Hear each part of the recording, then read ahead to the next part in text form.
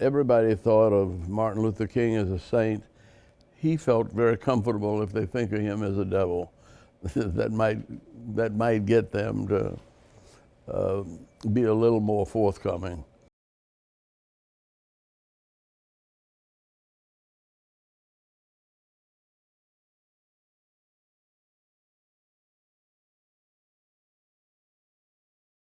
When we met with the president, he agreed. He thanked, congratulated Dr. King, and he said, I admire you and I really admire your courage and your vision. He said, the president doesn't have that kind of freedom. And he said, I know you need Voting Rights Act, but I just don't have the power. And so every argument that Dr. King gave, President Johnson's answer was, I agree with you, but I just don't have the power.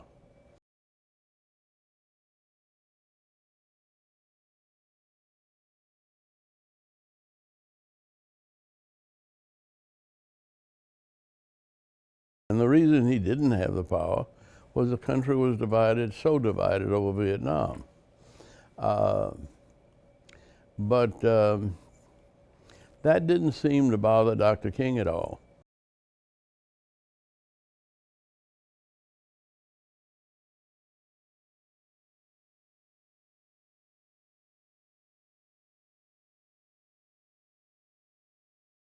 And so when we got outside, I said, the president is probably right.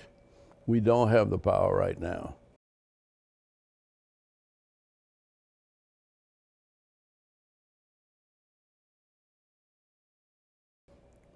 He ignored me and just kept saying, no, we got to get the president some power.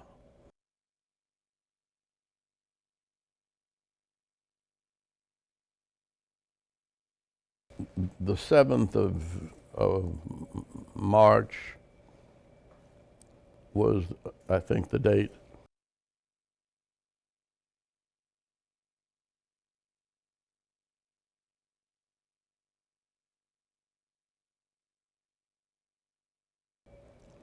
It was a panic, and they were beating up people, and I knew they were capable of doing that, but I thought they were smarter than doing it than to do that in front of all of the national press.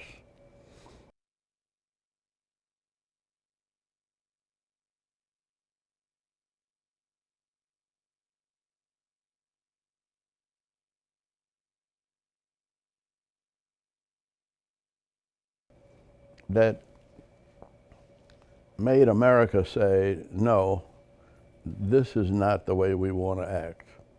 And it gave Lyndon Johnson the power he needed to introduce a Voting Rights Act.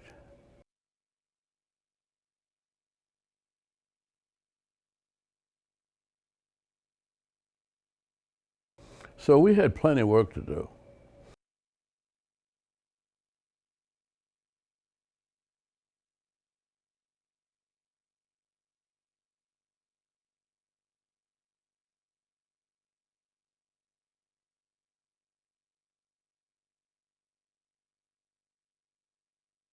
There was a sense of where are we going to get the money to get the country mobilized to register these voters.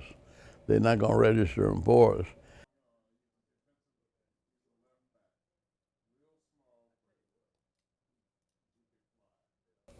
I mean, an average movement would cost us close to $1 million.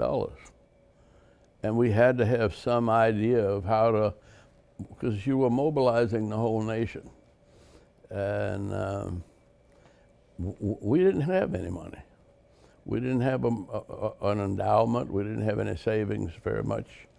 And, but it didn't matter because our movement was based on faith and courage and not much of what most people would call wisdom.